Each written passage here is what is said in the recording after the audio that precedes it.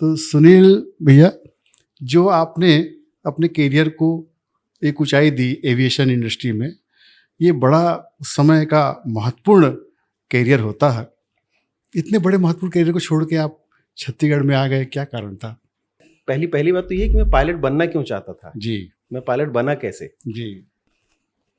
ऐसा हुआ कि पापा मेरे आर्मी में थे, तो मेरा जो बचपन बीता है वो युद्ध के किस्से सुन सुन के बीता है। और बचपन की जो इच्छा थी कि यार मेरे को पायलट बनना है, वो वहां से डिसाइड हो गया कि बस अब यहाँ से मैं अवार्ड लिया और मेरे को अब यहाँ से सीधे फ्लाइंग क्लब जाना है। मेरा पहला कैसेट जो था, जब मैं एविएशन की ट्रेनिंग में था, अच्छा। उसी दौरान मेरा पहला कैसेट छत्तीसगढ़ में रिलीज हो चुका था। क्या था वो गाना? बड़ा उस समय का गाना था कि मोला भाटो कहते वो तोर संगी जहुरिया। वाह। भाटो भाटो भाटो भाटो भाटो भाटो मोला भाटो कथे वो तोर संगी जहुरिया। ये मेरा पहला गाना था कि जहाँ पे मैं सामने खड़े होकर सोचता था कि मुझे एक गाना यहाँ से गाने मिल जाता। और मुझे पहली फिल्म जो मेरी प्रॉपर पहली रिलीज फिल्म थी वो मुझे थिएटर की वजह से ही मिली। लेकिन उनकी ये जो बात थी उस समय, ये जो बात थी कि सतीश जैन ने सुनील तिवारी को मूछें रखवाई, ये किसी अखबार ने छाप दिया। गायक तो था ही मैं, मेरे इंटरव्यू आते थे, मेरी बातें होती थी, मेरी चर्चा तो थी। तो ये किसी अखबार ने छाप दिया कि सतीश जैन ने सुनील तिवारी को मूछें रखाई। बहुत अच्छे फिल्मों में आपको अवसर मिला और गायक तो आप थे ही शुरू से। एक जो दोनों ही विधा से अलग हटके फिर आप खुद भी अपना एक प्रयोग शुरू किया आपने कि नृत्य में जाना, छत्तीसगढ़ी लोक कला को देश भर में एक पहचान मिले, इस दिशा में कोशिश करना। इसमें आपके दो ऐतिहासिक काम हुए, मैं कह सकता हूँ कि ऐसा काम किसी ने आज तक नहीं किया 25 सालों में। एक तो ये था कि 1300 कलाकारों के साथ आपने पंथी नृत्य करवाया जी। दूसरा आपका एक बड़ा काम हुआ छत्तीसगढ़ में जी। आपने 23,000 कलाकारों के साथ कर्मा डांस करवाया था। इस मेरे वीडियो को निकाल के इस पे चर्चा होती है, इस पे पॉडकास्ट करते हैं कि आखिर ये हुआ कैसे होगा। तो आज आपके पॉडकास्ट के माध्यम से लोगों को पता चलेगा कि ये हुआ कैसे। 23,500 बच्चे जी। उनको स्टेप इतने दिनों में सिखा देना, कर्मा का स्टेप, कैसे वो संभव हुआ? हाँ, ये सवाल है, लेकिन मैं आपको इसमें बताऊं कि 23,000 लोगों को एक दिन 2 दिन में तो आप नहीं सिखा सकते। बिल्कुल। तो मैंने इसको थोड़ा सा डिजाइन किया। मैंने गाना रिकॉर्ड होने के बाद, जब गाना रिकॉर्ड हो गया, 2-3 गाने रिकॉर्ड हुए उसमें भी, और उन गानों में हमने सेलेक्ट किया कि कौन सा गाना हमको रखना है। जो गाना 23,000 लोग एक साथ उसको परफॉर्म कर लें। 2-3 गाने अलग अलग गायकों के भी उसमें गाने रिकॉर्ड हुए थे, लेकिन उसमें संजय सुरीला जी का ये जो गाना था, ये गाना बहुत खूबसूरत गाना है, बहुत ही अच्छी वॉइस है। जो छत्तीसगढ़ी कर्मा को जो वॉइस चाहिए वो संजय सुरीला के पास थी। तो गायक सुनील तिवारी जो है जी, उसका सबसे प्रिय गाना कौन सा है जो उसने खुद गाया बहुत दिल से, हमारे दर्शकों को सुनाना चाहिए? छत्तीसगढ़ी की हिंदी में, जिसमें आपने जो गाना आपने गाया छत्तीसगढ़ी में। बहुत सारे गाने गाए। जो आपको सबसे अच्छा लगता हो रिकॉर्डिंग में, जो आपको आनंद आया, ऐसा लगा कि छत्तीसगढ़ की माटी की खुशबू है? मैं जिस क्षेत्र से आता हूँ, डोंगर गाँव से मैं आता हूँ, और मुझे जो पहला मौका मिला, मुकुंद कौशल जी का लिखा हुआ जी 2 लाइनें और खुमान साहब जी का संगीत, जो पहली बार मैंने मुंबई में रिकॉर्ड किया। वाह। बप्पी दा के पहले की बात कर रहा हूँ, बप्पी लहरी साहब ने गवाया, उसके पहले मैं गा चुका था ये गाने। तो वो 2 लाइनें जो मुझे गाने का मौका मिला, मैं एक साधारण गायक से पार्श्व गायक बनने की जो मेरी यात्रा थी, वो उस गाने से शुरू होती है। वो लाइनें मुझे लगता है वो बमलेश्वरी देवी के ऊपर है। जय बमलेश्वरी मैया फिल्म थी, और मैं उसी क्षेत्र से आता हूँ, डोंगर गांव का रहने वाला हूँ। और सौभाग्य है कि सब चीज़ें आज मैं बैठ के सोचता हूँ तो सारी चीज़ें मुझे मिली जी। जो जहाँ से मैं बिलोंग करता हूँ, शुरुआत भी मेरी डोंगरगढ़ की बमलेश्वरी से हुई है, तो उनका आशीर्वाद हमेशा मेरे ऊपर बना रहता। वो गाना था, डोंगरगढ़ के पर्वत ऊपर माई विराजत है, पाँव के नखले शीश मुकुट तक गहना साजत है, मंदिर ऊपर रंग बिरंगा ध्वजा लहराए, बिहना संझा भक्त जनन सब जुर्मिल के गाए, हृदय मां मैया के जय जयकार लिखाए, देख ले माता तुरलई का मन शरण माए। वाह, देख ले मैया तोर लइका मन शरण माए। वाह, ये मुंबई में पहली रिकॉर्डिंग है मेरी। अच्छा, एवलेज स्टूडियो खार में एक स्टूडियो है जहां मैंने ये लाइनें रिकॉर्ड की थी। खुमान साहब जी का संगीत था, गुरुदेव खुमान साहब जी का, और मुकुंद कौशल जी की लाइनें थी। प्रोड्यूसर थे संतोष जैन साहब। बहुत वहां से जो मेरे जीवन में जो बदलाव आना चालू हुए, मैं पार्श्व गायक हो गया। मुझे एक टैग लग गया मेरे ऊपर कि मैं पार्श्व गायक की फिल्मों में मुझे गाने का मौका मिला। और इतनी ही 2 लाइनें थी। इसके आगे की जो लाइन थी वो फीमेल सिंगर की थी। उस फिल्म में मेरी इतनी ही लाइनें थी जितना मैंने अभी गाया है। इतना ही मैंने गाया, वाह। लेकिन मेरे लिए ये टर्निंग पॉइंट था। साथियों नमस्कार, जय जोहार। आज महाकाल धाम के स्टूडियो में हमारे बीच एक ऐसे कलाकार आए हैं जिन्होंने अलग अलग क्षेत्रों में मिसाल कायम की है। एक एविएशन के कैरियर को छोड़ के छत्तीसगढ़ महतारी की सेवा में उन्होंने ऐसा योगदान दिया जो आज भी लोगों को याद आता है।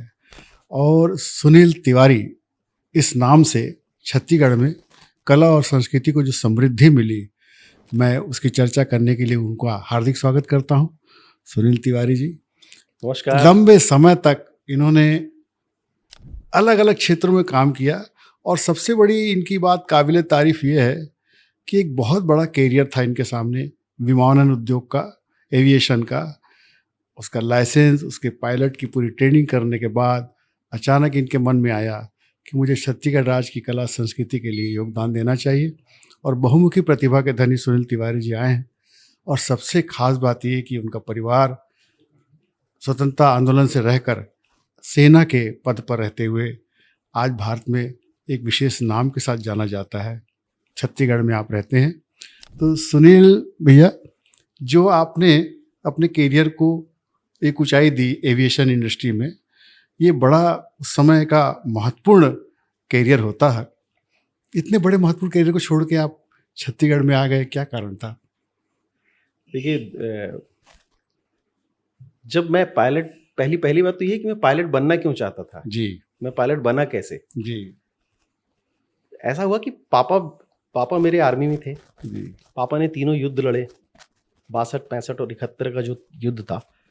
तीनों बड़े भीषण युद्ध थे भाई। तीनों बड़े युद्ध थे। हाँ, और पापा आर्मी में थे, तो उन्होंने तीनों युद्ध जब लड़े और युद्ध के बाद जो उनका मतलब रिटायरमेंट के बाद जब वो आए, तो घर का जो माहौल था वो एक आर्मी का जो डिसिप्लिन था पापा के कारण, वैसा डिसिप्लिन माहौल था। और जो युद्ध के किस्से थे, मैंने बचपन में जो बोलते हैं ना, पिता से जो चीज़ें आप ग्रहण करते हैं, जो पिता आपको ट्रेनिंग क्या देते हैं, तो पिताजी के पास तो तीनों युद्ध के किस्से थे उनके पास। तो मेरा जो बचपन बीता है वो युद्ध के किस्से सुन सुन के बीता है। युद्ध की जो चुनौतियां होती हैं, और भारतीय सेना उस समय जिस स्थिति में थी, तो मेरे लिए जो लेसन था वो मेरे पिता के माध्यम से मुझे सेना के बारे में सारी जानकारियां मिलती थी। क्योंकि वो करेज का एक मैटर था। पापा युद्ध में जिस तरीके से वो शामिल हुए थे, और तीनों युद्ध के बारे में सभी को पता है कि कितने कठिन युद्ध थे उस दौर के वो। तो मेरे जहन में ये आता था कि पापा तो आर्मी में थे, कि मैं अब दुश्मनों को, मैं एरोप्लेन से अब हमको अपने दुश्मनों को मारना है। एक चीज मैं और आपसे जानना चाहूंगा, पिताजी तो सेना में थे, क्या शुभ नाम था उनका? स्वर्गीय श्री लक्ष्मी प्रसाद तिवारी। अच्छा, और दादाजी स्वतंत्रता सेनानी थे जी। उनका भी उल्लेख करेंगे आप? जी बिल्कुल। हाँ। श्री राम अवतार तिवारी जी, स्वतंत्रता संग्राम सेनानी थे मेरे दादाजी। तो मेरे बचपन से मेरे जहन में था कि मुझे बड़े होके एक फाइटर पायलट बनना है, और जो देश के दुश्मन हैं उनको हवाई जहाज के माध्यम से मुझे उनके ऊपर बम गिराना है। इस तरीके की आकांक्षा मन में बचपन से, जोश और जज्बा था। और पापा मुझे इंस्पायर भी करते थे, मुझे बोलते भी थे कि ठीक है बेटा तुम एयरफोर्स में जाना। लेकिन धीरे धीरे जैसे जैसे उम्र बढ़ती गई, छत्तीसगढ़ में ही रहा मैं। राजनांदगांव में जिले में जो डोंगर गांव जगह है, वहाँ का मेरा जन्म है। तो धीरे धीरे उम्र बढ़ती गई, एजुकेशन वो होता गया, लेकिन एयरफोर्स में जाने का जो सपना था वो पूरा नहीं हो पाया। उम्र निकल गई या कुछ चीज़ें हम तैयारी नहीं कर पाए। तो एक जहन में ये था कि यार वो एयरफोर्स वाला जो एक वो था वो तो मैं कर नहीं पाया। लेकिन उसी समय मैं स्काउटिंग में ज्वाइन कर लिया। स्कूलिंग जो थी, जी, मैं स्काउटिंग में ज्वाइन किया। स्काउटिंग में जब लंबे समय तक स्काउट होने के बाद मुझे पहली बार जब राज्यपाल अवार्ड मिला, ये किस्सा है 90 का 1990 में मुझे राज्यपाल महामहिम कुंवर महमूद अली साहब थे, मध्य प्रदेश के राज्यपाल। उस समय हम लोग मध्य प्रदेश में थे। वो गांधी मैदान जो है ट्रेनिंग भोपाल में, जहाँ पे स्काउटिंग का हेडक्वार्टर है, तो गांधी मैदान में हमारी ट्रेनिंग हुई। और गांधी मैदान के बगल में ही है एमपी फ्लाइंग क्लब। वो और जो बॉर्डर थी, दोनों जगह की जो बॉर्डर है, वो तार की जो बॉर्डर होती है, वो दोनों बॉर्डर, उसमें कोई ऐसी दीवार वगैरह थी नहीं। तो हमारी ट्रेनिंग के दौरान ही वो क्राफ्ट जो थे, ट्रेनिंग क्राफ्ट जो होते हैं, वो उड़ते थे, हम देखते थे। तो 2-3 दिन तक लगातार एमपी फ्लाइंग क्लब के जो जहाज हम देखते थे, और बचपन की जो इच्छा थी कि यार मेरे को पायलट बनना है, वो वहां से डिसाइड हो गया कि बस अब यहाँ से मैं अवार्ड लिया और मेरे को अब यहाँ से सीधे फ्लाइंग क्लब जाना है। और सेम डे ही, जिस दिन मुझे अवार्ड हुआ, उसी दिन पहली बार मैं फ्लाइंग क्लब गया 1990 में। और मैं जाके मैंने बात की कि यहाँ आने के लिए करना क्या क्या पड़ता है। पापा बीमार रहते थे, पापा चूंकि रिटायर होके आए थे मेडिकल ग्राउंड पे, तो काफ़ी तकलीफें थी, तो पापा से बहुत ज़्यादा उस समय चीज़ें हम शेयर नहीं कर पाते थे। लेकिन फिर मैं वहाँ गया, फ्लाइंग क्लब में बातचीत की, और उसके बाद मैंने फ्लाइंग क्लब ज्वाइन किया है 97 में। मतलब 7 साल मुझे लगे हैं पूछने के बाद वहाँ ज्वाइन करने में। तो वो बड़ी चुनौतीपूर्ण वो थी कि मैंने पायलट बन गया। और हम जैसे ही पायलट बने, तो बोलते ना, किसी भी चीज़ का एक आकर्षण जब तक आप वहाँ पे होते नहीं हो, तब तक उसका एक आकर्षण होता है। मैंने प्रॉपर ट्रेनिंग करी, पायलट बना, लाइसेंस लिया, और उसके जस्ट ही मेरा लाइसेंस हुआ सन 2000 में। 14 फरवरी मुझे याद है, 14 फरवरी के दिन मेरा लाइसेंस हुआ था। और लाइसेंस होने के समय ही हम लोग, उसके जस्ट बाद, थोड़े दिन बाद हमारा स्टेट जो है वो अलग हो गया। हम मध्य प्रदेश से छत्तीसगढ़ के डोमिसाइल हो गए, मूल निवासी हम छत्तीसगढ़ी हो गए, पहले मध्य प्रदेश के थे। तो वो जो डोमिसाइल छत्तीसगढ़ का भाई है, हम तो मूल निवासी छत्तीसगढ़ के हैं, ऑफिशियली भी कागजों में हम छत्तीसगढ़ के हैं। तो आगे की जो बोइंग के लिए या आगे की जो चीज़ें थी एविएशन के लिए, वो छत्तीसगढ़ राज्य बनने से हमारी बाधित हो गई, संभावनाएं कम हो गई, क्योंकि नया राज्य था जी। जोगी जी उस समय मुख्यमंत्री थे, और एविएशन की पॉलिसी, जहाँ तक मुझे मालूम है, आज तक एविएशन की कोई पॉलिसी छत्तीसगढ़ में नहीं बनी। वो तो शुरुआती दौर था। तो ये एक हमारे लिए एक नई चुनौती आ गई कि हम लाइसेंसी होने के बाद, पायलट होने के बाद, जो गवर्नमेंट से हमको इंटर्नशिप होती है या और आगे की जो कोर्सेज होते हैं उसके लिए जाना रहता है, तो वो हम डोमिसाइल छत्तीसगढ़िया हो गए। मेरे जहन में बार बार आया कि मैंने इतनी मेहनत से इतने लंबे समय तक मैंने पायलट का कोर्स किया, लाइसेंस लिया, अब जो चीज़ें हैं मेरे सिर्फ इसलिए रुक रही हैं कि मेरा राज्य अलग हो गया। तो मैं बोला कि मैं जो कमी है मैं उसी को अपनी ताकत बनाता हूँ। अब जब मेरा राज्य अलग हो गया, और अगर मैं सिर्फ डोमिसाइल का अगर मैटर है, तो मैं वो काम करूंगा जो छत्तीसगढ़ का आदमी काम करता है, मैं छत्तीसगढ़ी काम करूँगा। बहुत अच्छा। मैं बोला ऊंचाई में उड़ना ठीक है, आसमान तो मैंने नाप लिया है, अब मैं ज़मीन पे रह के काम करूँ। इसलिए मैंने ज़मीन को चुना, और छत्तीसगढ़ की उस ज़मीन को चुना जो ज़मीन मुझे आज आपके सामने बैठाई हुई है। जिस ज़मीन पे मैंने काम किया है, मैंने संगीत के क्षेत्र में, कला के क्षेत्र में जो चीज़ें मेरे पास हैं, ये सब इस ज़मीन ने मुझे दिया, छत्तीसगढ़ ने मुझे दिया। छत्तीसगढ़ में जब आपने प्लान किया कि मुझे एविएशन का कैरियर छोड़ करके कला और संगीत में जाना चाहिए, तो सबसे पहले आप एज ए गायक स्थापित हुए जी। और मुझे ऐसी जानकारी मिली कि बाप्पी लहरी साहब ने भी आपको गवाया। ये बड़ा बप्पी दा ने तो मुझे गवाया। फिल्म संगवारी थी जब फिल्म आई, वो गाना कौन सा था? बहुत बाद की बात थी। उसके पहले का स्ट्रगल बड़ा कठिन था। अच्छा। मैं जब छत्तीसगढ़ी फिल्म इंडस्ट्री तो बहुत बाद में आई। मेरा पहला कैसेट जो था, जब मैं एविएशन की ट्रेनिंग में था, अच्छा, उसी दौरान मेरा पहला कैसेट छत्तीसगढ़ में रिलीज हो चुका था। ये बात है करीब 94-95 की। 94-95 में मेरा पहला कैसेट रिलीज हो चुका था। नवरंग कैसेट कंपनी हुआ करती थी हमारे यहाँ, शब्बीर भाई साहब की। उसमें मेरा पहला गाना रिकॉर्ड हुआ था। 4 गाने, एक ही एल्बम था, और एक आध गाने का कोई सुर संगीतकार उसमें थे संजय मैथिल जी। मेरे मतलब मित्र भी हैं। उस समय तो मित्रता थी नहीं उनसे, इस कैसेट के बाद उनसे बहुत अच्छी मित्रता हो गई।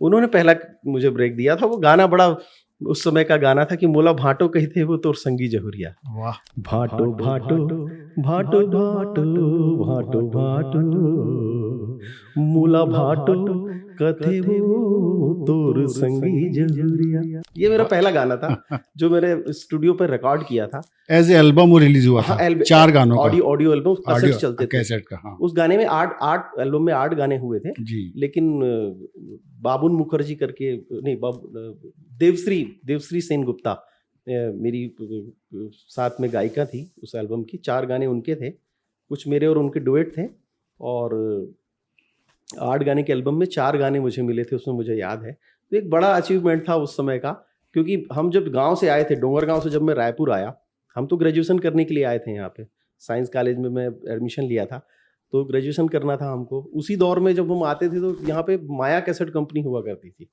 मोहन सुंदरानी जी की। जी। वीडियो वर्ल्ड तो बाद में हुआ, पहले माया कैसेट्स करके चलता था। तो वहाँ खड़े होके, कई बार सामने खड़े होके ऐसा होता था कि यार अपन को एक बार जाए के अंदर बोलते हैं कि मेरे को भी गाना गाना है, लेकिन हिम्मत नहीं होती थी, क्योंकि टिपिकली, और छत्तीसगढ़ के बहुत, डोंगरगांव जो है आज भी यहाँ से रायपुर से 100 किलोमीटर दूर है, वहाँ से आए थे, और कई बार हिम्मत नहीं की कि जाएं नहीं जाएं पूछें, लेकिन धीरे धीरे मैं अब लगा रहा। और एक दौर ऐसा भी आया कि मैं उसी माया कैसेट कंपनी की जो वीडियो वर्ल्ड है, मोहन सुंदरानी जी का जो वीडियो वर्ल्ड है, उसकी फिल्म का मैं हीरो हुआ। वाह। ये भी एक दौर आया कि जहाँ पे मैं सामने खड़े होकर सोचता था कि मुझे एक गाना यहाँ से गाने मिल जाता, वहीं उसी फिल्म कंपनी का मैं हीरो हुआ। गोलमाल फिल्म उन्होंने बनाई थी, उसका मैं लीड, छत्तीसगढ़ी फिल्म थी गोलमाल, सुंदरानी जी की फिल्म थी। मोहन सुंदरानी ये राज्य गठन के बाद का ही सब। हाँ, ये तो बहुत बात की बात। हाँ जी। अच्छा सुनील भैया, ये जो गाने के एल्बम आपने बनाए जो प्रयोग किए छत्तीसगढ़ी गीतों के प्रति, तो ये जो इसकी रचना, इसके लेखक, इसका कंपोजिशन, ये कैसे हुआ? आपने खाली गाना गाया कि सब कुछ किया, क्या बताना चाहेंगे? नहीं, पहले तो क्या था कि हमारा जो बचपन बीता है जी, मैं इस मामले में अपने आप को सौभाग्यशाली मानता हूँ कि ये तो प्रारब्ध है, कहना चाहिए कि मैं आज आपके सामने हूँ, और आज मुझे बीइंग ए गायक, बीइंग ए अभिनेता, आप मुझे यहाँ पर हम लोग चर्चा कर रहे हैं। लेकिन मैं समझता हूँ कि मेरा जहाँ जन्म हुआ, डोंगरगांव में जहाँ मेरा जन्म हुआ, मैं कहने में मुझे कोई संकोच नहीं है कि आज भी कलाधानी की अगर बात की जाए, छत्तीसगढ़ में कलाधानी की अगर बात की जाए, तो राजनांदगांव जिला जो है समृद्ध है बहुत ज्यादा। हिंदी साहित्य से लेके छत्तीसगढ़ी, आप जितने भी नाम छत्तीसगढ़ के उठा लीजिए, वो तो कहीं ना कहीं उनका जो इन्फ्लुएंस है जी, वो उस जिले में कहीं ना कहीं दिखता है, या उस माटी में है, उस जगह की मिट्टी में वो बात तो है। और मैं सौभाग्यशाली हूँ कि मैं उस जिले में पैदा हुआ। विनोद कुमार शुक्ल जी भी राजनांदगांव से, इस बात के लिए मैं खुश हो जाता हूँ। मिर्जा मसूद साहब जी वहीं राजनांदगांव में पैदा हुए, इस बात से बख्शी जी वहाँ माधव मुक्ति बोध, तो इतने सारे नाम हैं, बलदेव प्रसाद मिश्र जी। तो नांदगांव समृद्ध रहा है बहुत समृद्ध और संस्कृति में। तो मेरा जो बचपन बीता है वो साहित्यिक गतिविधियों में, और खासकर छत्तीसगढ़ी का जो नाचा, जो कल्चर हम आज यहाँ पर चर्चा करते हैं, मेरे ही क्षेत्र के इतने सारे मेरे मूर्धन बुजुर्ग लोग हैं जो नया थिएटर में शामिल हुए, जिन्होंने हबीब तनवीर साहब के साथ जाके पूरी दुनिया में छत्तीसगढ़ का लोहा मनवाया, वो सारे मेरे गांव के आसपास के लोग हैं। तो सुनील तिवारी जो एक अभिनेता भी बना, बहुत अच्छा एक्टर था, जिसकी पिक्चरें बहुत हिट हुई, तो अभिनय का आपने पहले थिएटर में प्रयोग किया कि कोई ट्रेनिंग लिया आपने अभिनय की? नहीं, मैं जब रायपुर आया तो रायपुर में मेरा थिएटर ही करता था। मैं यहाँ बोधिदा के साथ, बोधि सत्य चटर्जी जी के साथ मैं बैक स्टेज हुआ करता था उनके नाटक में, मिर्जा मसूद जी के साथ, इप्टा में भी काफी समय। थिएटर से आप मंच गए? बिल्कुल थिएटर। और मुझे पहली फिल्म जो मेरी प्रॉपर पहली रिलीज फिल्म थी, वो मुझे थिएटर की वजह से ही मिली। मैं प्ले कर रहा था, और प्ले करते में डायरेक्टर आए, बोले यार तू तो एक्टर अच्छा है, मेरी फिल्म करेगा क्या? मैंने बिल्कुल करूंगा, क्या करना है? बोले तू क्या करेगा? मैं लीड रोल करूंगा। बोले तो लीड रोल दूंगा, करेगा? बिल्कुल करूंगा। वो तो बप्पी लहड़ी दा के साथ जो संगवारी में आपने जो गाने गाए, वो कैसा अनुभव रहा? बप्पी दा के साथ का जो अनुभव था, मुझे ऐसा लगता है कि जो आपकी डेस्टिनी होती है, जहाँ पे आपको पहुंचना होता है, तो ईश्वर जो है, मैं बहुत ईश्वर को मानने वाला व्यक्ति हूँ, और ईश्वर आपको वो सारी चीजें एक एक स्टेप देता है। क्या बात। मैं आज भी जब महसूस करता हूँ कि बप्पी दा के साथ मेरा जो गाना है ना, वो गाना किसी ने सुना ना, वो गाना उस स्तर पे कभी चला। वो फिल्म ही वो फिल्म संगवारी फिल्म थी, उस नए शुरुआत के दौर की फिल्म थी। लेकिन अभी मैं सोचता हूँ कि मुझे वो गाना मिला क्यों, मेरे साथ बप्पी दा के साथ मेरा नाम जुड़ा क्यों? तो मुझे लगता है कि ईश्वर को ना मुझे ट्रेनिंग देनी थी। क्या बात है। जो आपकी डेस्टिनी होती है, जहां आपको पहुंचना होता है, ईश्वर आपके लिए वो रास्ते बनाता है। आप आश्चर्य होगा, किसी भी गाने को गाने के लिए आज जो स्थापित गायक हैं या जो भी हैं, उनको एक गाना गाने के लिए बमुश्किल उनको स्टूडियो में बुलाया जाएगा, 2-3 दिन की रिहर्सल होगी। बिल्कुल बिल्कुल। और अब तो खैर रिहर्सल भी नहीं होती, सीधे स्टूडियो पे रिकॉर्ड होता है, वहीं रिहर्सल होती है। उस समय हमारे दौर में मान लीजिए कि 2-3 दिन की रिहर्सल है और उसके बाद स्टूडियो में आपको गाना है। आप बिलीव करेंगे, रायपुर में वो फिल्म शूट होना चालू हो चुकी थी, जिसके लिए मैं गाने बॉम्बे में था। मुझे प्रोड्यूसर ने बॉम्बे भेजा और मैं 18 दिन तक बॉम्बे में होटल में मैं रुका रहा। 18 डेज, 18 दिन में वहां रुका रहा। वो इसलिए रुका रहा कि बप्पी दा बॉम्बे में थे नहीं। बप्पी लहरी साहब लंदन में अपने कंसर्ट में थे, लगातार उनके शोज हो रहे थे। तो उन्होंने प्रोड्यूसर को बोला कि जब मैं बॉम्बे अचानक चले गए थे, शायद पता नहीं कैसा था उनका उस समय का शेड्यूल, तो मैं पहुंच चुका था वहाँ। इन्होंने बताया कि वो सिंगर आ चुका, और ये बोले यार वो गाना अभी थोड़ा सा आधा बना है, तो मैं लंदन से लौटने के बाद वो गाना पूरा करूंगा। तो बोले वो गायक वहाँ पहुंच चुका है, बोले गायक को वहाँ रोक लो। प्रोड्यूसर ने मुझे 18 दिनों तक मुंबई में रोके रखा। यहाँ फिल्म शूट हो रही थी उनकी, फिल्म शूटिंग चालू हो चुकी थी, और मैं 18 दिनों तक बॉम्बे में घूमता रहा, होटल में रहा, उनके पैसों से। उस सारी तैयारी प्रोड्यूसर की थी। और जिस बॉम्बे नगरी में बोलते हैं ना एक कलाकार का सपना होता है, जहाँ इतना स्ट्रगल करते हैं लोग, वहाँ मैं बाकायदा एक होटल में, लग्जरी होटल में, मुझे 18 दिनों तक मैं वहाँ रुका रहा, बप्पी दा के आते तक। बप्पी दा के आने के बाद मेरा, उन्होंने भी वॉइस टेस्ट लिया, सारी चीज़ें हुई, गाना वाना रिकॉर्ड हो गया। लेकिन वो 18 दिन जो थे मेरे जीवन में, मैं आज जहाँ पर भी हूँ, मुझे लगता है कि वो ट्रेनिंग दिया ईश्वर ने मुझे कि आप जाओ बॉम्बे को देखो, इस फिल्मी दुनिया को समझो, और आप उसके बाद तो ये रास्ते बनते चले जाते हैं जब आप तो उस गाने को कंपोजिशन बप्पी दा ने किया, आपने स्वर दिया जी। वो गाना सुनना चाहेंगे हमारे दर्शक, सुनाइएगा। वो गाना बहुत अच्छे से मुझे भी जहन पे नहीं है, मुखड़ा कोई याद हो तो मैं कोशिश करूंगा, अभी बात करते हैं आपको। अच्छा सुनील भैया, जैसे ये तो आपने अभिनय में एक पहचान बनाई। छत्तीसगढ़ राज्य में जब फिल्म स्थापना के लिए संघर्ष चल रहा था छैया भुइयां के बाद जी, आपका बड़ा योगदान रहा और आपने 10 से ज़्यादा फिल्में की हैं जी। तो इसमें आप प्रेम चंद्राकर जी के साथ, मैथिल जी के साथ, जी, क्षमानिधि मिश्रा जो आज नहीं है उनके साथ, योग मिश्रा मेरी पहली फिल्म योग मिश्रा जी ने डायरेक्ट की थी। अच्छा, तो ये फिल्में जो आपने की 10 फिल्में, इन फिल्मों के बारे में क्या कहना चाहेंगे? कैसा रहा इसका रिस्पांस और क्या संदेश गया, और देखिए आपको क्या अनुभव हुआ? आपने जिक्र किया छैया भुइयां का। मैं आपके पॉडकास्ट के माध्यम से बोलूँगा कि छत्तीसगढ़ में आज हम जो छत्तीसगढ़ी फिल्मों की जो चर्चा कर रहे हैं, वैसे तो 65 में पहली छत्तीसगढ़ी फिल्म बनी थी, लेकिन आज के दौर पे जो हम चर्चा करते हैं छत्तीसगढ़ी सिनेमा की, उसमें अगर सतीश जैन साहब का जिक्र ना हो तो मुझे लगता है बेमानी होगी। सतीश जैन साहब निसंदेह छत्तीसगढ़ के दादा साहब फाल्के की श्रेणी में उनको गिना जाएगा, मुझे ऐसा लगता है। सिर्फ इसलिए नहीं कि उन्होंने एक फिल्म बना दी और हम लोग मुंबई का अच्छा करियर छोड़ के वो छत्तीसगढ़ आए। सवाल ये नहीं, आज हम जिस जगह पर बैठ के हम और आप बात कर रहे हैं, इतनी तकनीक हमारे छत्तीसगढ़ में है, गांव-गांव में स्टूडियो खुल गए, सब जगह वो है, उसका सारा का सारा श्रेय जो जाता है 65 के बाद, जो 2000 छत्तीसगढ़ बनने के बाद जो श्रेय जाता है, वो सतीश जैन साहब को जाता है। और मेरा दुर्भाग्य है कि मैं उनके साथ मैं कोई फिल्म नहीं कर पाया, लेकिन मेरा यह सौभाग्य है कि मैं अगर आज सिनेमा में हूँ तो मैं सतीश जैन के कारण हूँ। क्या बात। उन्होंने सबसे पहले, मैं तो गायक था छत्तीसगढ़ी सिनेमा में, जब वो जो दौर था, उस दौर में शुरू में मेरी जय बमलेश्वरी मैया मेरा पहला प्लेबैक सिंगिंग था वहाँ पे। संतोष जैन साहब की फिल्म थी, पहली बार प्लेबैक खुमान साहब जी ने मुझे गवाया था उसमें, वो भी मुंबई में रिकॉर्ड हुआ था, तो मैं प्लेबैक सिंगर था। सतीश जैन साहब ने जब छैया भुइयां बनाई और जन बोलो माँ बाप की जब वो तैयारी कर रहे थे, उस दिन उन्होंने संजय मैथिल के माध्यम से मुझे बुलाया अपने ऑफिस में और बोला यार तू दिखता इतना अच्छा है, तू हीरो क्यों नहीं बनता? बोला भैया बना लो। हीरो बनाएगा कौन, आप बना दो। तो बहुत देर तक, करीब 2-2.5 घंटे तक मेरी उनसे चर्चा होती रही अपने ऑफिस के सामने। उन्होंने, मतलब या बोलना चाहिए मेरा वॉक टेस्ट जिसको नहीं बोलते, चला के भी उन्होंने मुझे देखा, मुझे ऐसा लगता है। बहुत देर तक चर्चा हुई, बोला यार बेटा तू तैयारी कर यार, तेरे को डांस वांस आता है कि नहीं आता है? मैं बोला भैया मैं ऐसा कोई मेथड डांसिंग तो नहीं आती मुझे, कहीं सीखा नहीं मैंने, लेकिन बारात में डांस होता है ना, सब मेरी बहुत तारीफ करते हैं। तो बहुत हंसे थे, बोले मैं बारात की डांस की बात नहीं कर रहा हूँ, बोले तू डांस सीख जा। तो मतलब बिल्कुल सीखूंगा भैया। बोले तू एक काम कर, मूछें रख ले तू, उन्होंने मूछें रखवा दी मेरी, मैं बिना मूछों के था जी। बोले मूछें रख ले, तेरे बारे में मैं सोच रहा हूँ। सतीश जैन साहब का केवल इतना बोलना कि तेरे बारे में मैं सोच रहा हूँ, ये जीवन का एक टर्निंग पॉइंट था। आज मैं आपके सामने बता रहा हूँ। जी। उनके साथ काम करने का मौका नहीं मिला, मेरा दुर्भाग्य है, मैं मानता हूँ इस बात को, लेकिन उनका इतना कहना कि तेरे बारे में मैं सोच रहा हूँ, तू मूछें रख ले, मेरे अंदर एक ऐसा स्पार्क पैदा किया इस बात ने कि मैं तो मतलब बोलते हैं ना, बिना कुछ सोचे समझे मैं लग गया अपनी तैयारी में। लंबे समय तक उन्होंने जो तैयारी करने बोला सतीश जैन साहब ने, मैंने किया।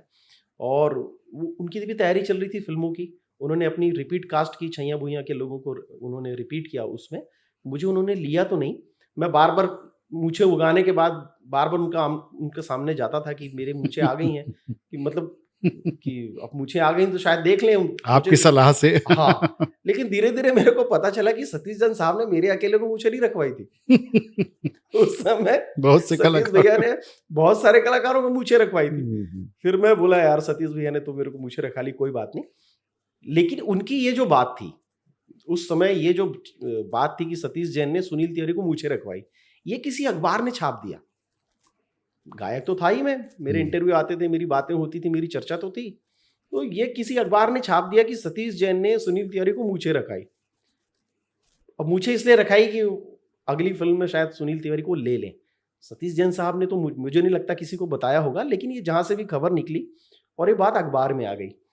अखबार में आने के बाद ये हुआ कि जिन लोगों की नज़र मेरे प्रति सिर्फ एक गायक की थी, बतौर एक गायक की मेरे बारे में सोचते थे वो, उनके जहन में ये बात आने लग गई कि यार यहाँ ये लड़का हीरो बन सकता है।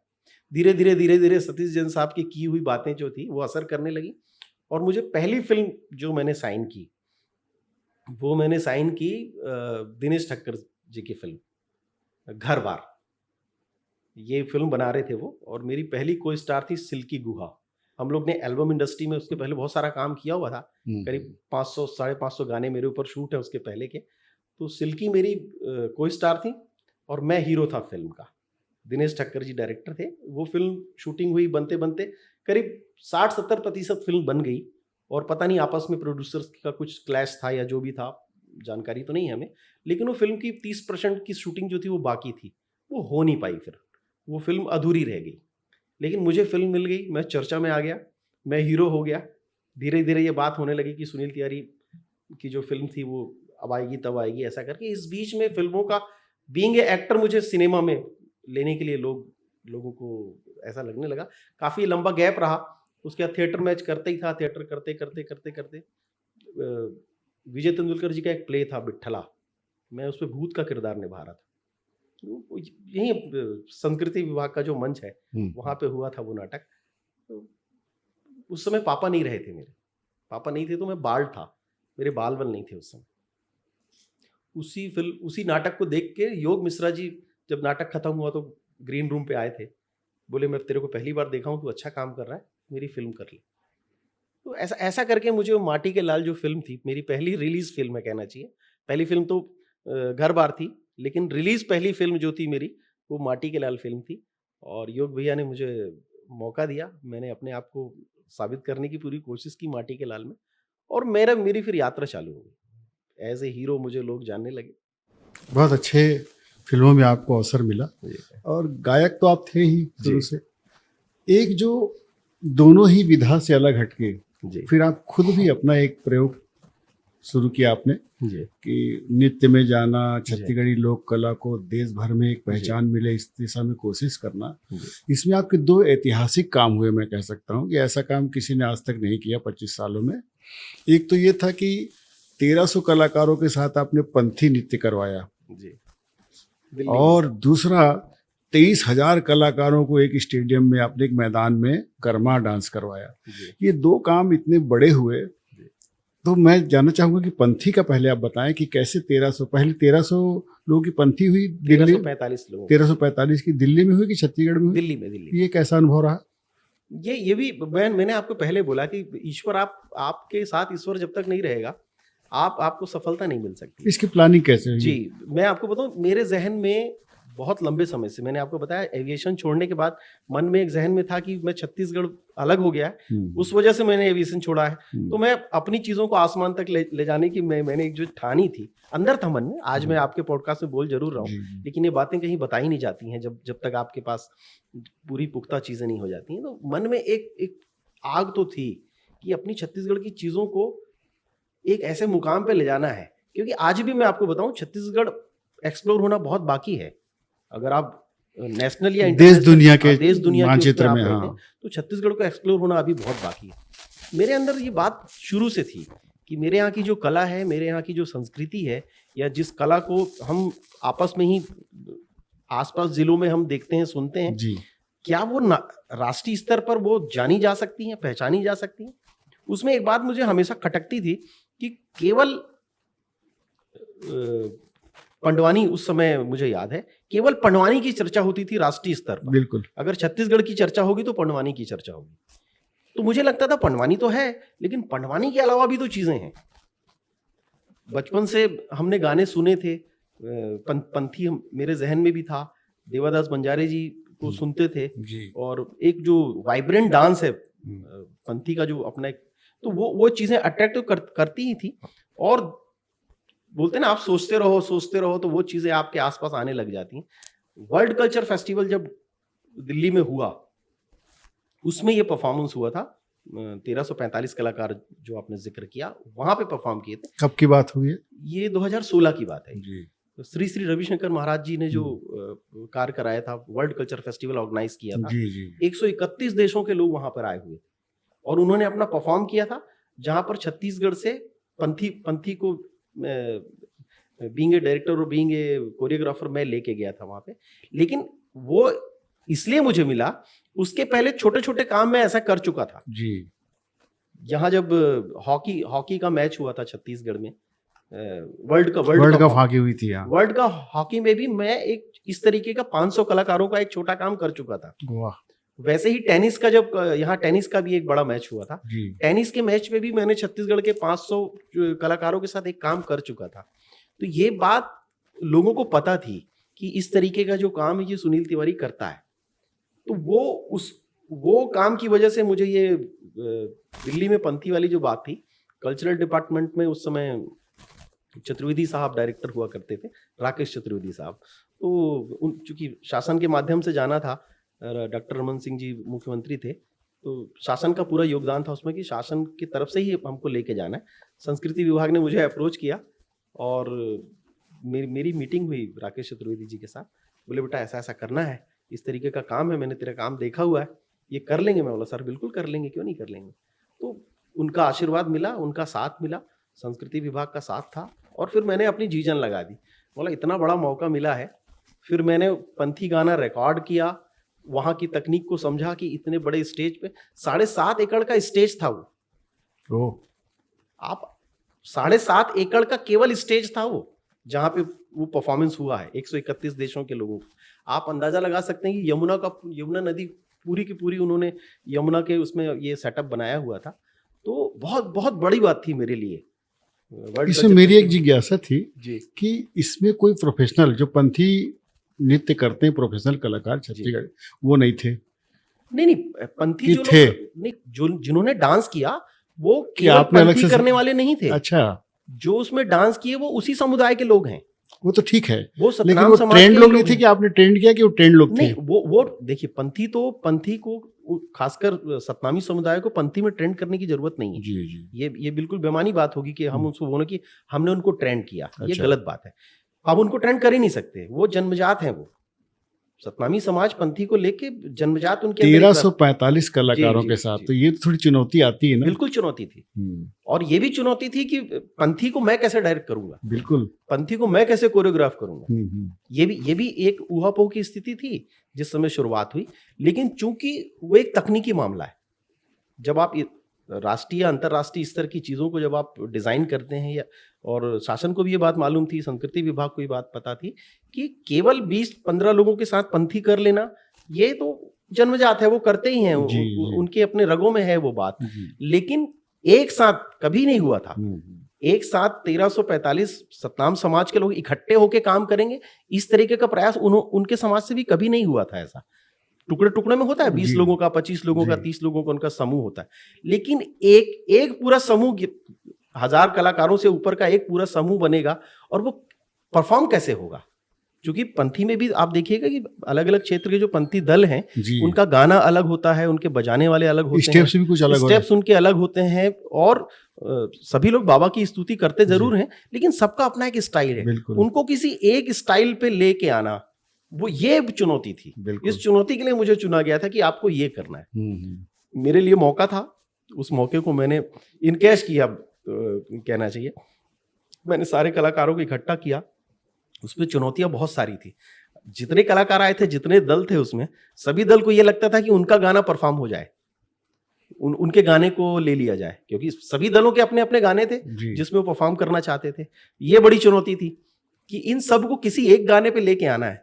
अगर सपोज मान के चलिए कि हमने करीब 50 दल अगर इकट्ठे किए, तो 50 दल के 50 गाने, वहां हमें समय मिला है केवल 5 मिनट का, तो संभव नहीं कि सबके गाने को और या सबके गाने से कंपाइल करके कोई चीज बनाई जा सके। तो मेरे लिए बड़ी चुनौती थी ये बहुत। इस पे कभी विवाद भी हुए, कलाकारों के साथ विवाद हुए, पंथी दलों के साथ विवाद हुए, सबका अपना था कि दूसरी बात ये थी कि वर्ल्ड लेवल की जहाँ पे चीजें हो रही हैं, वहां पे अगर वो जो सब पंथी का फॉर्मेट है, वो मांदर बजा के गाते हैं, वो सब लोग। अच्छा, सबके मांदर अलग हैं, सबके मांदर का सुर अलग है, आप सबको मांदर अगर बजवाते हैं तो सबका जो सुर है वो अलग अलग सुर है। दूसरी बात ये, वहां जो व्यवस्था थी दिल्ली में, ये भी बड़ी चैलेंजिंग बात है। ये बड़ी चैलेंजिंग था कि वहां उन्होंने बोला कि हम लाइव परफॉर्मेंस नहीं करेंगे। अच्छा। हम एकॉस्टिक इंस्ट्रूमेंट वहां बजाने का कोई साधन था नहीं। ये सारी चीजें मैं अपडेट लेता रहता था दिल्ली से। फिर मुझे समझ में आया कि यार हमको एक गाना रिकॉर्ड करना पड़ेगा पहले, तो कि पहले गाना रिकॉर्ड होगा, उस गाने की रिहर्सल यहाँ पे होगी, तब जाके वो चीज बनेगी। तो अब सवाल ये था गाना कौन सा लिया जाए। तो बहुत हम ये गाना रिकॉर्ड किया था मैंने कटक में, सतनाम सतनाम सतनाम सार, ये देवादास बंजारे जी का गाना। फिर मैंने झगड़े का जो जड़ थी, मैं वहां बैठा, मैंने उनको सबको इकट्ठा किया।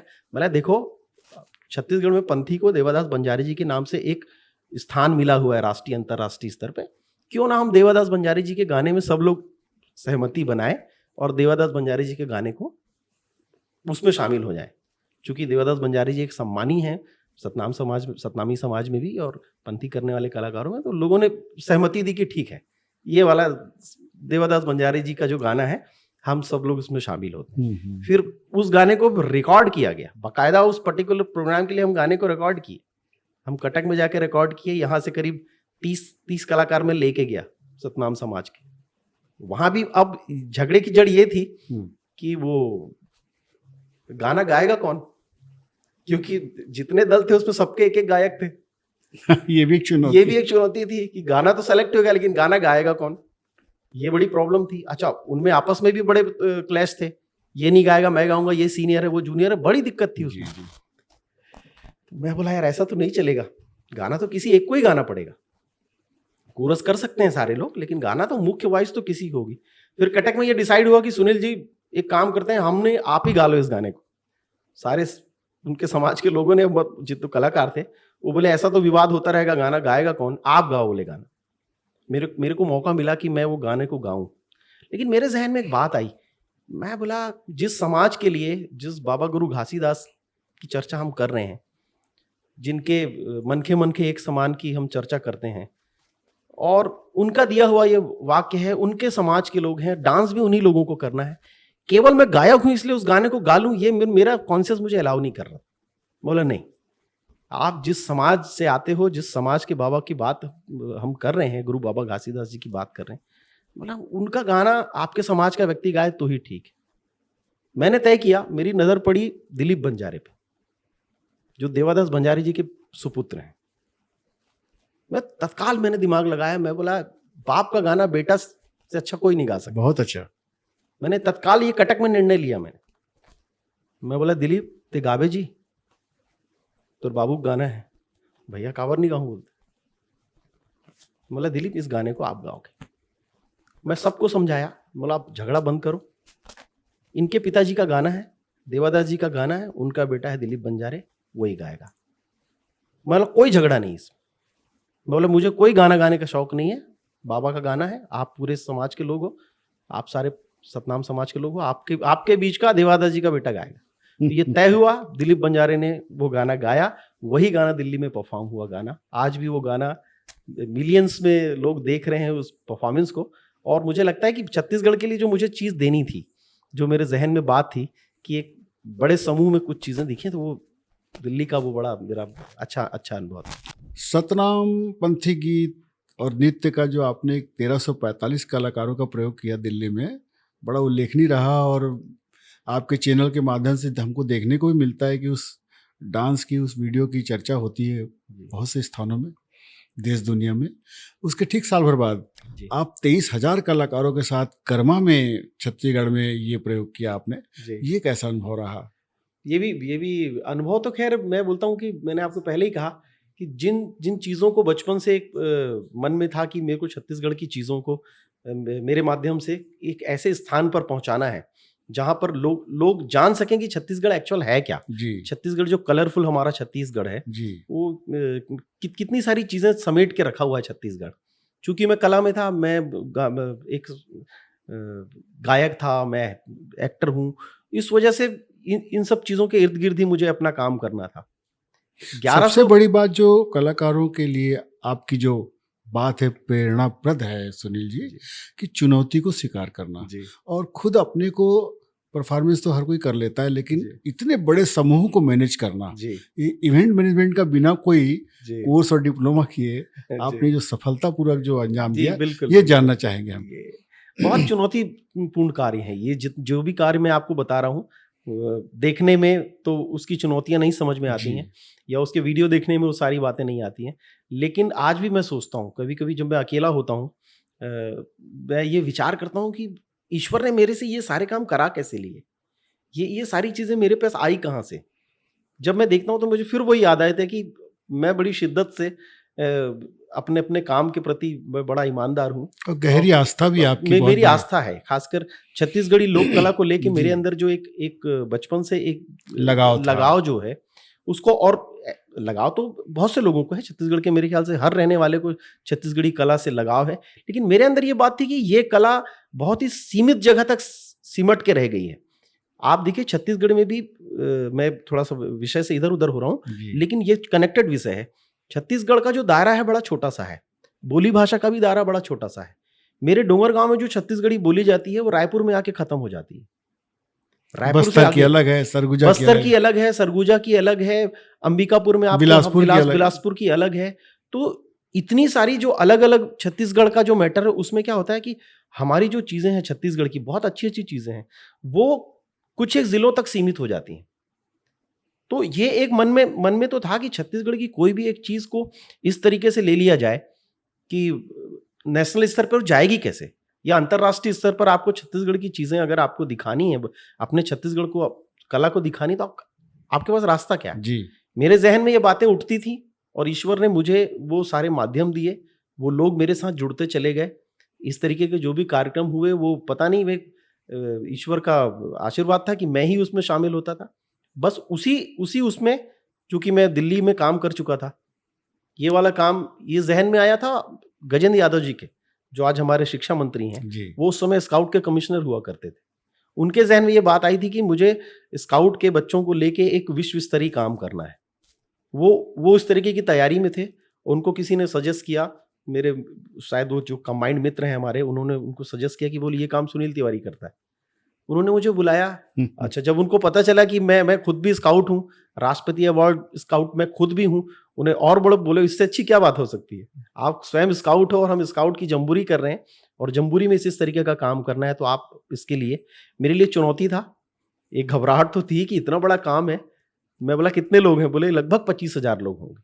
ओह, तो वो स्काउट गाइड जो बच्चे थे जी, उनके साथ आपने, वो स्काउट गाइड के बच्चे हैं, 2017 की ये बात है। और अब वो सारे बच्चे अपना स्कूलिंग और कॉलेज करके अलग अलग जगहों पे वो बच्चे चले गए हैं जो उसमें परफॉर्म किए थे, और आज भी वो सारे लोग उसको देखते हैं, उसमें मैसेज करते हैं। मुझे बड़ा गर्व होता है कि मैंने अपने जीवन में कोई एक काम तो ऐसा किया है जो इस दुनिया से मेरे जाने के बाद भी वो काम देखा जाएगा, समझा जाएगा, सुना जाएगा। ये इस बात का मुझे गर्व है। इस वीडियो को देखने से ऐसा लगता है सुनील जी, जी 23,000 23,000 कलाकारों कलाकार। की पारंपरिक वेशभूषा भी बिल्कुल बिल्कुल एकत्र बिल्कुल, करना बड़ा बिल्कुल, काम है। बिल्कुल। उन ये वेशभूषा की देखिए बात है, जब जब बोलते हैं ना आप किसी काम को करने के लिए 100% आपका डिवोशन जब होता है तो सारे उस तरीके के लोग शामिल हो जाते हैं। वाह, उसका भी गाना मैंने नहीं गाया, उसको भी मेरे पास मौका था, उस गाने को मैं गा सकता था। ऐसा क्यों, आपने ऐसा निर्णय क्यों लिया? उसको इसलिए लिया कि मैं आपको बताऊं कि जब आपको एक बड़ी जिम्मेदारी मिलती है, जहां पर आप एक निर्देशक होते हैं, जहां पर आप डायरेक्टर होते हैं, तो डायरेक्टर की जवाबदारी बहुत बड़ी होती है। अगर वहां पे आप सेल्फिश हो गया है, अगर मैं ये लालच करता कि यार ये गाना मेरी आवाज में रिकॉर्ड हो जाए तो दुनिया मुझे एक जानेगी, लीडरशिप का एक भाव रहा लीडरशिप का जो भाव है कि वो हम दूसरों को हाँ, प्रमोट करें, हाँ, हम हमारे पीछे। वही काम मैंने दिलीप बंजारे को उसकी आवाज में उसके पिताजी का गाना, जी, मेरे पास मौके थे, वो सारे लोग तैयार भी थे मेरी, लेकिन मैं बोला नहीं, जिसकी जो चीज है उसका वो हिस्सा उसको मिलना चाहिए। दूसरी एक बात, मेरे काम करने का तरीका है, अगर बीइंग ए डायरेक्टर में कोई चीज कर रहा हूं तो मैं अपना 100% दूंगा, लेकिन अगर मैं उसमें वो गाना अगर मैं ही गा लेता तो मैं केवल 100% दे पाता, उसमें उस सिंगर का भी 100% जुड़ गया। बहुत अच्छा मेरा डायरेक्शन का 100% है जी, उस सिंगर का 100% है, उस संगीतकार का 100% है, उस गीतकार का 100% है। तो इतने इतने सबके कंट्रीब्यूशन लेके जब कोई चीज बनती है, क्योंकि मेरा मानना है, मेरा जो फील्ड है, चाहे सिनेमा हो, लोक कला हो, संगीत हो, ये किसी अकेले का नहीं है। लेकिन एक सुनील भैया, एक बात जो बार बार दिमाग में आती है, बच्चे हैं, विद्यार्थी हैं, जी 23,500 बच्चे, जी उनको स्टेप इतने दिनों में सिखा देना, कर्मा का स्टेप कैसे वो संभव हुआ? हाँ, ये सवाल है, इस पे मैं एक पॉडकास्ट में खुद करने वाला था इसमें, अच्छा, कि जो पुराने हमारी वर्किंग है, हमने कैसे वर्किंग किया है, उस पर अभी बहुत जल्दी वो वीडियो मेरा तैयार है, जी, वो आएगा वीडियो अभी। लेकिन मैं आपको इसमें बताऊं कि 23,000 लोगों को एक दिन 2 दिन में तो आप नहीं सिखा सकते। बिल्कुल, तो मैंने इसको थोड़ा सा डिजाइन किया। मैंने गाना रिकॉर्ड होने के बाद, जब गाना रिकॉर्ड हो गया, 2-3 गाने रिकॉर्ड हुए उसमें भी, और उन गानों में हमने सेलेक्ट किया कि कौन सा गाना हमको रखना है, जो गाना 23,000 लोग एक साथ उसको परफॉर्म कर लें। 2-3 गाने अलग अलग गायकों के भी उसमें गाने रिकॉर्ड हुए थे, लेकिन उसमें संजय सुरीला जी का जो गाना था, ये गाना बहुत खूबसूरत गाना है, बहुत ही अच्छी अच्छी वॉइस है। जो छत्तीसगढ़ी कर्मा को जो वॉइस चाहिए वो संजय सुरीला के पास थी। ये गाना रिकॉर्ड हुआ, 2 गाने और जो वो भी बहुत अच्छे गाने थे, वो भी रिकॉर्ड हुए थे गाने।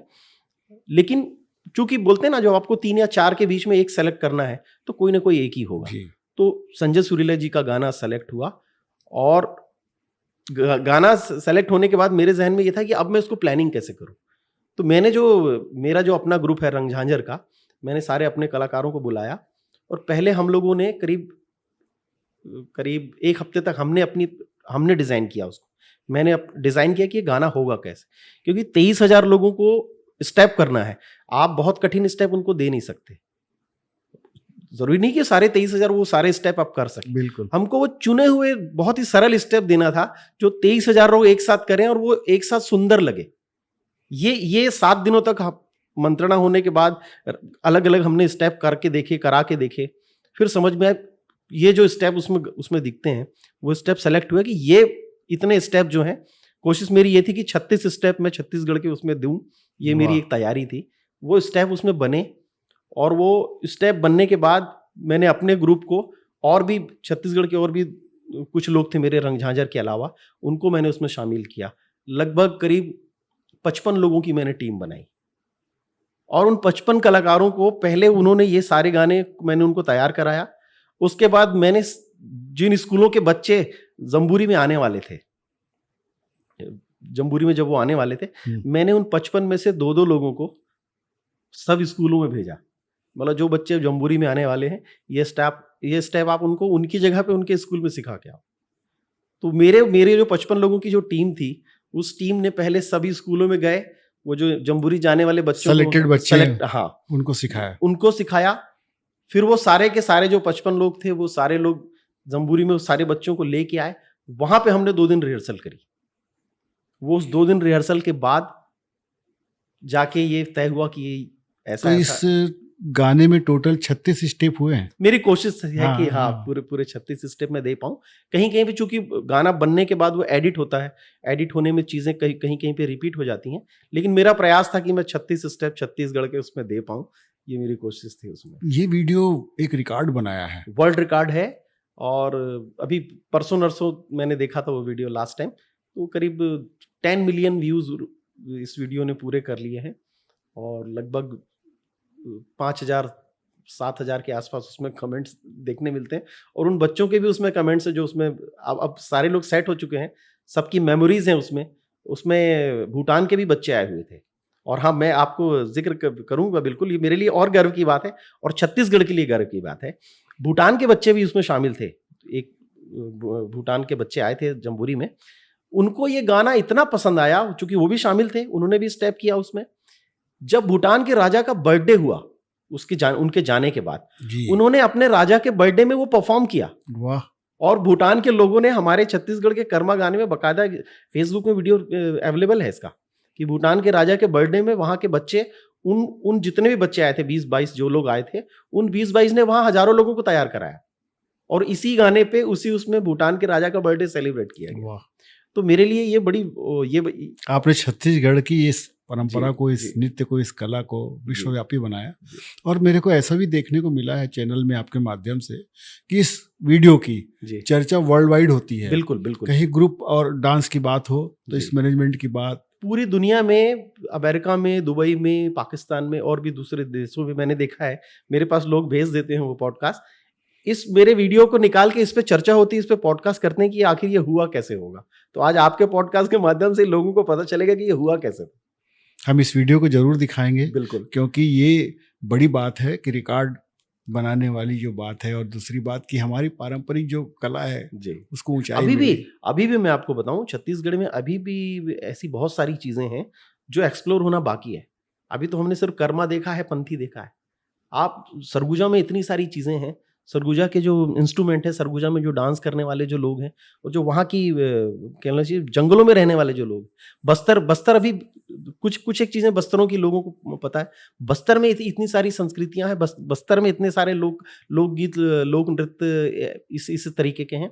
बहुत सारा चीजें छत्तीसगढ़ का एक्सप्लोर होना बाकी है। ये प्रयोग करते करते आपने एक रंग झांझर संस्था भी बनाई है। जी। तो इसका क्या भूमिका रहती है इसकी, रंग झांझर की? रंग झांझर के माध्यम से मैं, जो मेरा स्टेज परफॉर्मेंस है, जो मेरे अपने गाने हैं, वो मैं परफॉर्म करता हूँ। एक लोक कला का समूह है। अभिनय भी करते हैं इसमें? नाटक भी होता है? नाटक बीच में, अगर लंबे समय का प्रोग्राम हुआ तो उसमें नाटक बीच में होता है जरूर है, लेकिन ये टोटली गानों का एक बेस्ड प्रोग्राम है, छत्तीसगढ़ी गानों का बेस्ड प्रोग्राम है। उसमें भी मैं कोशिश ये करता हूँ कि उसमें छत्तीसगढ़ का पूरा दर्शन हो जाए। उसमें आपका कोई चैनल भी है सोशल मीडिया में? जी, सोशल मीडिया में मेरे चैनल है जी। फोक झमाझम के नाम से मेरा चैनल है। मेरा मुंबई म्यूजिक के नाम से मेरा एक चैनल है, जिसमें ये आप देखने मिलेगा आपको कर्मा वर्ल्ड रिकॉर्ड वगैरह जो है, वो उसमें मुंबई म्यूजिक के नाम से मेरा फोक झमाझम में तो आपने लंबे समय तक पॉडकास्ट भी किया है। उस समय पॉडकास्ट का चलन नहीं था, वो पहला पॉडकास्ट आप बोल सकते हैं। 10 सालों तक आपने किया। मैंने 10 साल उसको एंकर किया है, इस प्रोग्राम को, और उस प्रोग्राम से मेरी अपनी एक पहचान बनी है छत्तीसगढ़ में। वो प्रोग्राम ईटीवी का प्रोग्राम हुआ करता था वो, बाद में अब तो वो ईटीवी शिफ्ट हो गई है, ईटीवी को टेक ओवर कर लिया है नेटवर्क 18 ग्रुप ने। तो उस समय ईटीवी का प्रोग्राम हुआ करता था वो, 10 सालों तक। और ईटीवी ने बहुत से रीजनल प्रोग्राम किए, अलग अलग रीजन के चलाते थे सभी रीजन के। तो ये बोलते हैं ना कि आप जिस क्षेत्र में रहते हो, तो आप जहाँ पे आज मुझे आप देखते हैं, या जहाँ पर लोग मुझे देखते हैं, तो उसमें बहुत सारे लोगों का योगदान है। मेरे अपने पेरेंट्स का योगदान है, मेरी अपनी माँ का योगदान है, मेरे पिताजी का योगदान है, मेरे मित्रों का योगदान है। तो अब आपके जैसे चैनल्स वाले का योगदान है, बड़े भाइयों का योगदान है, ईटीवी का बहुत बड़ा योगदान है। इतने डायरेक्टर्स लोगों ने मुझे अभिनय पे लिया, थिएटर पे जिन लोगों ने मुझे मुख्य भूमिकाएं पे लिया, जिन लोगों ने मुझे सिनेमा में लिया, जो लोग मुझे इस तरीके का काम सौंपते हैं, तो किसी भी व्यक्ति को। तो सुनील तिवारी एक गायक भी है जी, और गायक का एक अलग क्षेत्र होता है जी, जो इस तरह के मैनेजमेंट में नहीं रहता, इस तरह के स्टेज प्रोग्राम में, मतलब बड़े इवेंट को लेने के उसमें नहीं रहता, वो गायन में ही डूबा रहता है। तो गायक का सुनील तिवारी जो है, उसका सबसे प्रिय गाना कौन सा है जो उसने खुद गाया बहुत दिल से, हमारे दर्शकों को सुनाना चाहेंगे? छत्तीसगढ़ी की हिंदी में, जिसमें आपने जो गाना आपने गाया छत्तीसगढ़ी में, बहुत सारे गाने गाए। जो आपको सबसे अच्छा लगता हो रिकॉर्डिंग में, जो आपको आनंद आया, ऐसा लगा कि छत्तीसगढ़ की माटी की खुशबू है?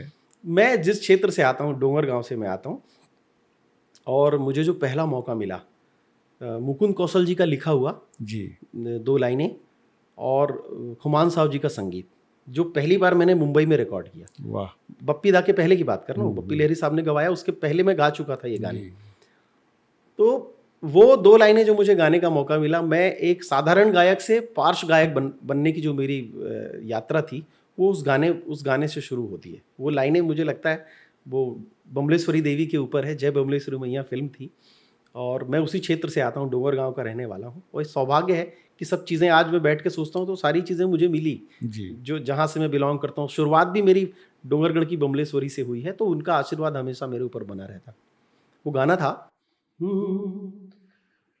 डोंगरगढ़ के पर्वत ऊपर माई विराजत है, पांव के नखले शीस मुकुट तक गहना साजत है, मंदिर ऊपर रंग बिरंगा ध्वजा लहराए, बिहना संझा भक्त जनन सब जुर्मिल के गाए, हृदय मां मैया के जय जयकार लिखाए, देख ले माता तुरलई का मन शरण माए। वाह। देख ले मैया तुरलई का मन शरण माए। वाह। ये मुंबई में पहली रिकॉर्डिंग है मेरी। अच्छा। एबलेज स्टूडियो, खार में एक स्टूडियो है जहां मैंने ये लाइनें रिकॉर्ड की थी। खुमान साहब जी का संगीत था, गुरुदेव खुमान साहब जी का, और मुकुंद कौशल जी की लाइनें थी। प्रोड्यूसर थे संतोष जैन साहब। वहां से जो मेरे जीवन में जो बदलाव आना चालू हुए, मैं पार्श्व गायक हो गया। मुझे एक टैग लग गया मेरे ऊपर कि मैं पार्श्व गायकों की फिल्मों में मुझे गाने का मौका मिला, और इतनी ही 2 लाइनें थी। इसके आगे की जो लाइन थी वो फीमेल सिंगर की थी। उस फिल्म में मेरी इतनी ही लाइनें थी जितना मैंने अभी गाया, इतना ही मैंने गाया। लेकिन मेरे लिए ये टर्निंग पॉइंट था, मेरे जीवन के लिए एक बहुत बड़ी बात थी कि मुंबई में जाके मैंने रिकॉर्ड किया। तो चीज़ें धीरे धीरे मिलती जाती हैं।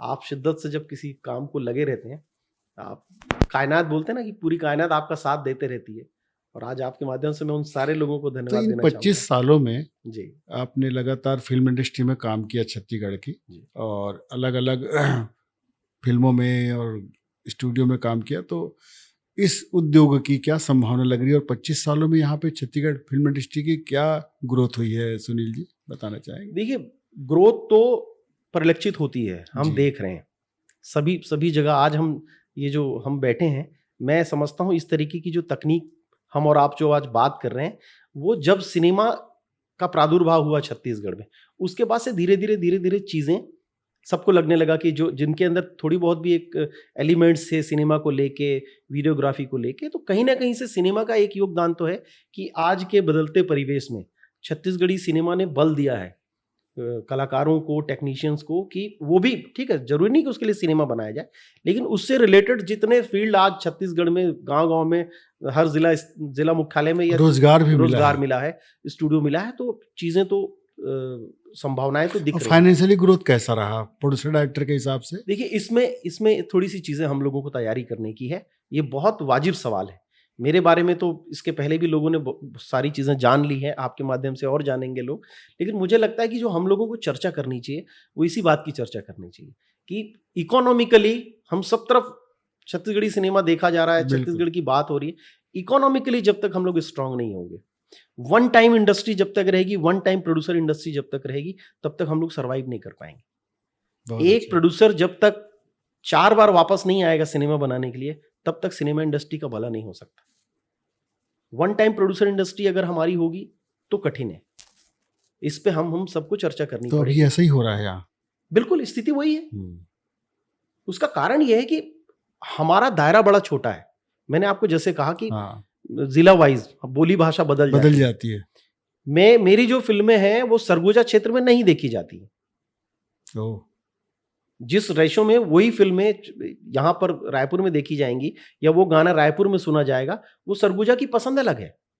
सरगुजा बेल्ट में अलग गाने चलते हैं, एक ही प्रदेश में अलग अलग अलग अलग। हाँ तासीर है, ये जो और ये है, यही हमारे छत्तीसगढ़ की खूबसूरती भी है। खूबसूरती भी है। लेकिन उस खूबसूरती के साथ जब तक आप इस तरीके का प्रयोग नहीं करोगे कि उसको सरगुजा वाला भी पसंद कर ले, उसको हल्बी वाला भी पसंद कर ले, उसको छत्तीसगढ़ का बिलासपुर वाला भी पसंद कर ले, ये प्रयोग कब एक आपका जो प्रयोग था ग्रुप हाँ, डांस का, तो ये ठीक है, ग्रुप डांस तो 5 मिनट का था, फिर भी एक क्लब हुआ, हाँ, सभी तरह के लोग सवाल ये आए। उठता है कि हम इकोनॉमिकली, हमारा जो प्रोड्यूसर होगा, जो एक निर्माता आएगा, जो अपनी मेहनत की कमाई इस क्षेत्र में लगाना चाहता, उसको हम वापस कैसे दिलाएंगे? जब तक उसको वापस नहीं मिलेगा पैसा, जब तक वो कमाएगा नहीं पैसा, वो दोबारा तिबारा मेरे पास क्यों आएगा, हमारे पास क्यों आएगा? हम सबको ये इस बात पे विचार करना होगा। और मुझे लगता है इसका एक रास्ता है कि छत्तीसगढ़ में चीजों को बना के हम अपना दायरे को बढ़ाएं। हमारे आसपास के जो प्रदेश हैं, केवल छत्तीसगढ़ नहीं, आपकी चीजें उस भाषा में हो, आपकी चीजें उस परिवेश में हो जिसमें आपके आस पड़ोस के स्टेट के रहने वाले लोग भी उसको अपने अपने माध्यम से देख पाए, समझ पाए, तब तो इकोनॉमिकली हमको बेनिफिट होगा। केवल हम छत्तीसगढ़ से उतना रेवेन्यू निकाल पाना, या केवल 4 जिलों में 5 जिलों में आप अपना सिनेमा, क्योंकि सिनेमा बहुत महंगा खर्चा है, बिल्कुल सिनेमा बनाना इतना आसान नहीं है। कहानी हो जाती है, डायरेक्टर हो जाते हैं, कलाकार सब हो जाते हैं, अंत में जो बचता है वो प्रोड्यूसर बचता है। सब अपना अपना हिस्सा लेके पहले जा चुके होते हैं, लेकिन अंत में बचता है प्रोड्यूसर। जब उसकी फिल्म या पैसे नहीं वसूल कर पाएगी, वो दोबारा नहीं आएगा, और जब वो खुद भी नहीं आएगा तो 4 लोगों को और मना करेगा वो कि यार मुझे नुकसान हुआ। तो हम सबको समग्र रूप से इस बात पे चर्चा करनी पड़ेगी कि हम काम ऐसा करें जिससे प्रोड्यूसर को फायदा हो, और वो तभी संभव है जब हम अपने आसपास के प्रदेश को भी शामिल करें। छत्तीसगढ़ में चीजें, जैसे हमारी चीजों की लोकप्रियता उन प्रदेशों में बढ़े। केवल हमारी चीजों की लोकप्रियता की बात नहीं कर रहा हूं मैं, हमारी चीजें तो ऑलरेडी लोकप्रिय हैं छत्तीसगढ़ में, हमेशा जब तक छत्तीसगढ़ है रहेगा। अन्य राज्यों में हाँ, हमारी पहुंच अन्य राज्यों की चीजों में जब तक नहीं होंगी, या आप इसको ऐसा कह सकते हैं कि जैसे भोपाल में चालू हुई ये बातें, हिंदी फिल्में जो है वो भोपाल में शूट होती हैं, भोपाल के कलाकार उसमें शामिल होते हैं, भोपाल की पृष्ठभूमि पे फिल्में बनने लग गई हैं, वो बनती हैं हिंदी भाषा में। जब वो हिंदी में बनती हैं तो उनको रिलीज जो मिलता है वो पूरे भारत का रिलीज मिलता है। कीमत हो सकता है थोड़ा बहुत हमारी कीमत से थोड़ी बहुत ज्यादा की बनती होगी, लेकिन जब वो उनको रिलीज का जो मैटर मिलता है वो पूरे भारत का मिलता है, एग्जीबिशन जो मिलता है उनको पूरे भारत का मिलता है। हमको वो सोचना पड़ेगा कि हम जब तक हमारा एग्जीबिशन हम एक्सपांड नहीं करेंगे, हम अपने एग्जीबिशन को जब तक उसका विस्तार नहीं करेंगे, तब तक बहुत ज्यादा इकोनॉमिकली हम उस पर स्ट्रांग नहीं हो सकते। बहुत अच्छी बात कही आपने। और आपकी कोई योजना है फिल्म बनाने की? बिल्कुल योजना है, और मैं जो बात कर रहा हूं मैं, मेरी वही योजना है कि केवल सीमित 4-5 जिलों तक मैं अपने आप को सीमित नहीं रखना चाह रहा हूं। इसीलिए एक लंबा एक गैप मेरा लिया हुआ है मैंने, कि कुछ एक चीजें ऐसी की जाएं जिससे कुछ अच्छी तैयारी हो सके, और कुछ अच्छा काम करने के लिए आपको थोड़ा सा रुकना पड़ता है, जो चलती हुई चीजें उसको थोड़ा सा स्टॉप करना पड़ता है, विराम देना पड़ता है। हाँ। जी, थोड़ा पीछे हट के आगे जाना होता है, क्योंकि जब आप लगातार वो करते रहते हैं तो आपके पास समय नहीं होता है, उलझन इतनी सारी होती है। मेरे अपने प्रोग्राम्स हैं, मैं प्रोग्राम्स ही आजकल थोड़े से सीमित हो गए मेरे प्रोग्राम्स भी, क्योंकि मुझे लगता है कि अब नई जनरेशन आ चुकी है, आप मेरा कंपटीशन उनके साथ है, मैं किस उम्र में हूं ये मायने नहीं रखता है, कंपटीशन तो मेरा नई जनरेशन के साथ होगा। उस आज नई जनरेशन की एक सोच है, वो एक अच्छी चीजें लेके आ रही हैं, उसके साथ में जो हम लोगों ने तैयारी की है वो कैसे कंपाइल होगा, वो दोनों का जब मिलेगा तो आगे चल के वो मेरा एक तैयारी चलती कि आगे जाके कहाँ पे दिखेंगे हम लोग, कहाँ दिखेंगे, हमारा छत्तीसगढ़ कहाँ पे, क्या असर होगा उसका। तो इसलिए थोड़ा सा विराम मैंने अभी कुछ मतलब आफ्टर कोविड थोड़ा सा लिया हुआ है कि अब कुछ ऐसा कॉन्क्रीट काम किया जाए, कुछ ऐसा दिखना चाहिए, कुछ तैयारी है। मैं अभी आपके पास नहीं बोल पा रहा हूँ, लेकिन कोई बात, कुछ एक तैयारी मेरी है कि एक मेरा अपना प्रयास है, वो कितना सफल होगा ये आने वाला समय बताएगा। कला के लिए आपका विशेष योगदान रहा है जी। तो यहाँ छत्तीसगढ़ सरकार ने आपको सम्मानित किया है जी, 2021 में मुझे चक्रधर सम्मान शासन ने दिया, और बहुत बड़ा सम्मान है छत्तीसगढ़ का, राजा चक्रधर जी के नाम से जो सम्मान है। और कभी कभी मुझे भी समझ में नहीं आता कि जूरी ने कैसे मुझे सेलेक्ट किया, क्या क्या उनका क्राइटेरिया है मुझे पता नहीं, लेकिन मेरे लिए बहुत गर्व की बात है, मेरे लिए, मेरे परिवार के लिए, मेरे चाहने वालों के लिए और इस पूरी फ्रेटर्निटी के लिए कि मुझे इस काम को करते करते मुझे इतना बड़ा सम्मान प्राप्त हुआ है। धन्यवाद, धन्य है मेरा जीवन ये। आपसे बातचीत करके आज सुनील जी बहुत ही अच्छा लगा, और छत्तीसगढ़ की कला संस्कृति और यहाँ की फिल्म इंडस्ट्री के विषय में जो आपने महत्वपूर्ण जानकारियाँ दी, मैं आशा करता हूँ कि यहाँ के दर्शकों को और यहाँ के कलाकारों को ज़रूर प्रेरणा मिलेगी और जानकारियाँ नहीं मिली हैं।